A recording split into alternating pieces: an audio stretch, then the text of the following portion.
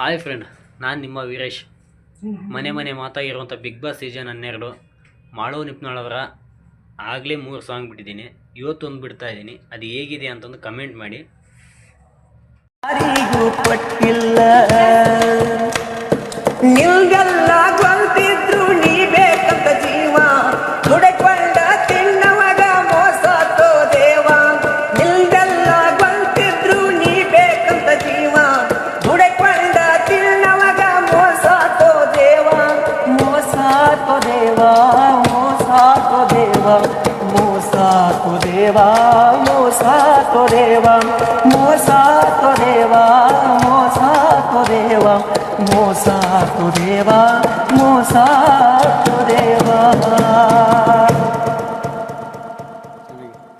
ಸಂಗಾತಿ ನೀನು ದೂರ ಎತ್ಕಣ.